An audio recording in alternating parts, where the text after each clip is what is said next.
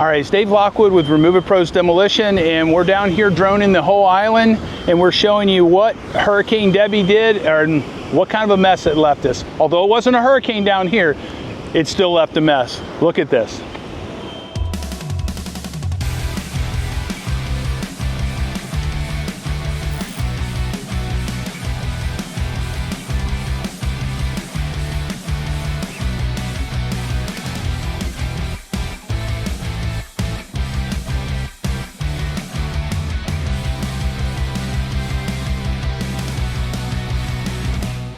All right, it's Dave with Remove It Pros, and these storms, when they come in, they make a mess. So we're tearing down the building that's right behind you, and you look at this. Isn't this incredible?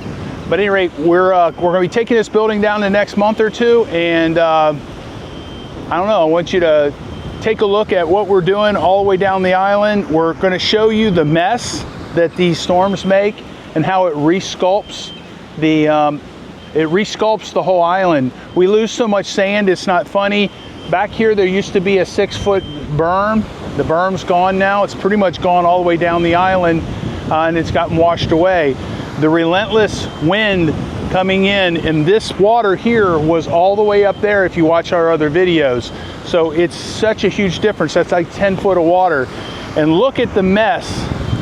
How do you clean that up? I walked in that earlier today, and it was this deep. It was about that deep. I was walking in it, and you want to do some good shelling, I bet there's all kinds of great shells inside of there.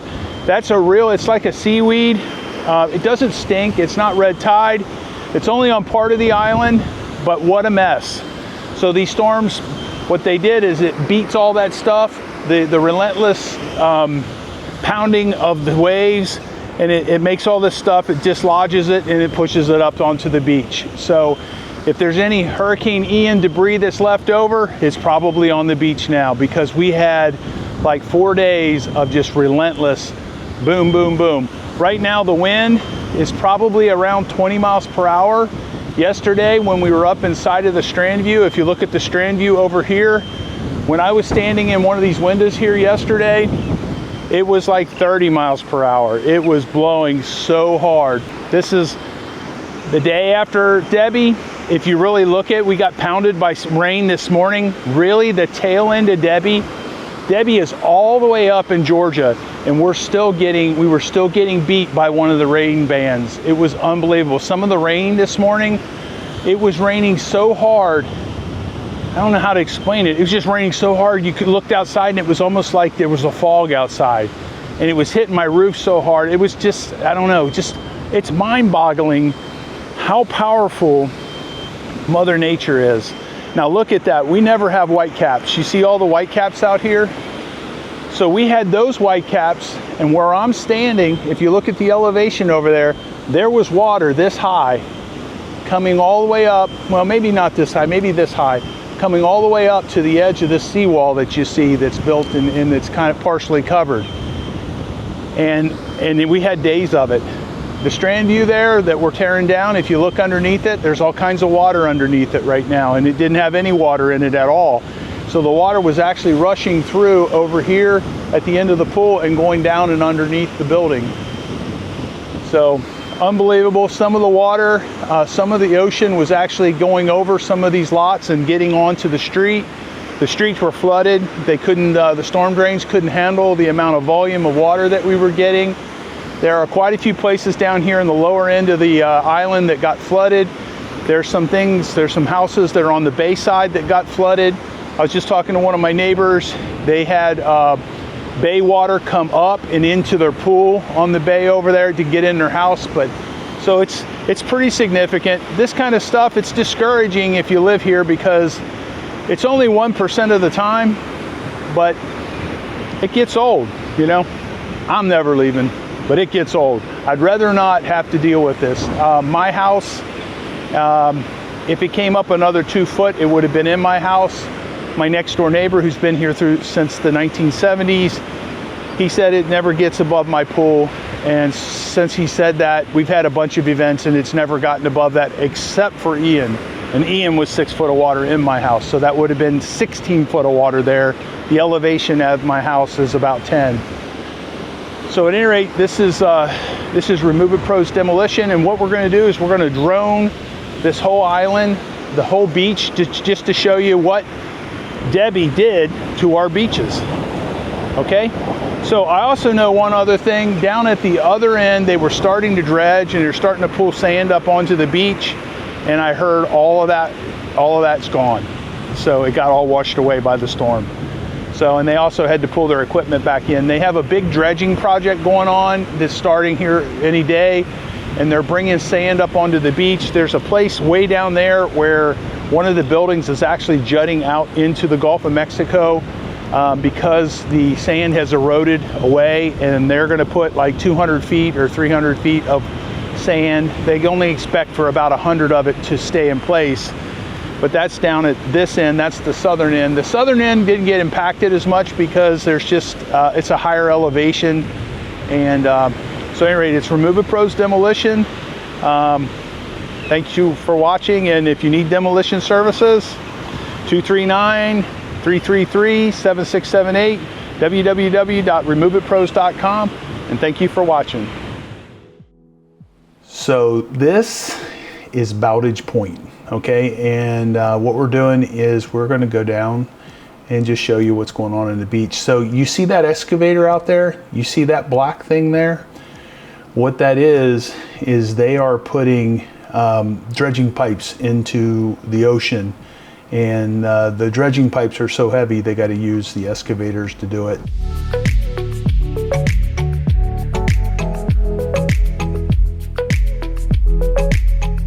The waves were beating up against the pier, the old pier pilings, and just, I mean, it was very high. I had my truck next to the Margaritaville, and it was getting water in downstairs. This is Lynn Park, which is right next to the old Times Square, and you see them cleaning this up. So they're getting all the dirt. They call it dirt down here. It's really sand. They're getting all that cleaned up and getting it back onto the beach. That is a park right next to the Margaritaville, and they had a rugby tournament there, and it's nice and smooth now from the hurricane. You see all the debris that's left on, you just saw, we went by it. This is not normal right here to have this estuary set up here. It's not normal to have all of this right here. We normally don't have a lot of water buildup back here. So that would have happened because of this hurricane.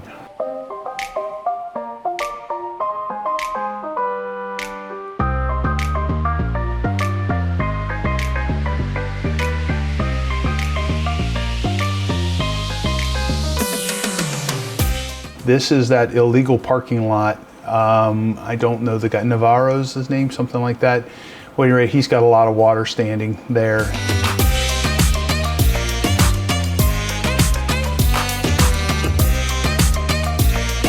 This is what I'm talking about. Now this is kind of like a little kind of indent into Fort Myers Beach, and you'll see all of this buildup of seaweed.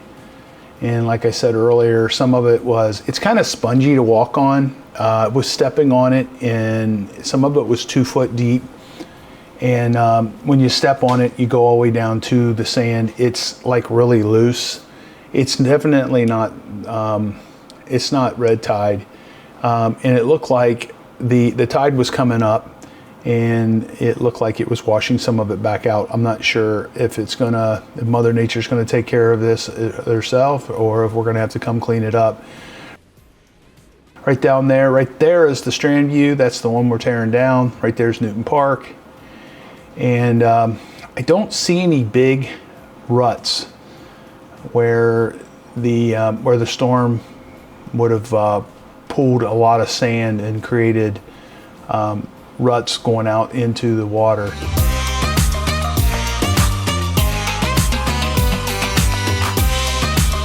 That's the Strandview there. There was no water underneath that before the storm at all. It was all dry.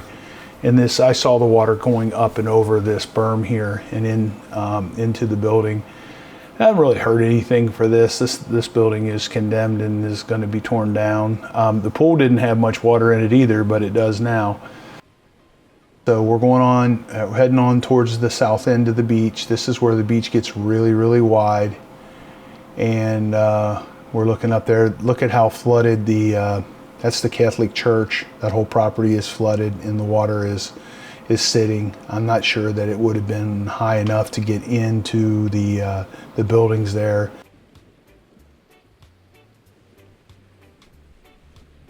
So back to the beach, and you see all this water built up there. There's normally, only in rare occasions is there water that builds up and stays and sits here. Sometimes it happens maybe 2 or 3 times a year and it builds up and stays there for a while, but most of the time this is all dry. Now that estuary right there, you know, it looks like some of the sand has been eroded away, and that estuary never runs all the way out into the ocean. You see there, actually those are trees. So that's just a tree line. Now this is the building I was talking about earlier. You see how it's jutting out into the water? Well, I saw some pictures on Facebook where the water was splashing up, you know, 30, 40 feet in the air. All this down through here got resculpted quite a bit from Hurricane Ian. These estuaries are getting rerouted and changed up a little bit. And again, we're towards the south end of the beach, and up here we're coming up to the very south end, and this estuary right here is normally not nearly this big. So now this used to be completely solid from the edge of that estuary all the way over. You see that little inlet that has been made by Hurricane Ian and how close it's got to these buildings? Well, that wasn't there before Hurricane Ian came in. So each time one of these storms comes and beats on our island, it resculpts the island a little bit. So what you're seeing right there is that's the old golf course. Those are not lakes. That's the old golf course, and that's standing water. So pretty much that's it.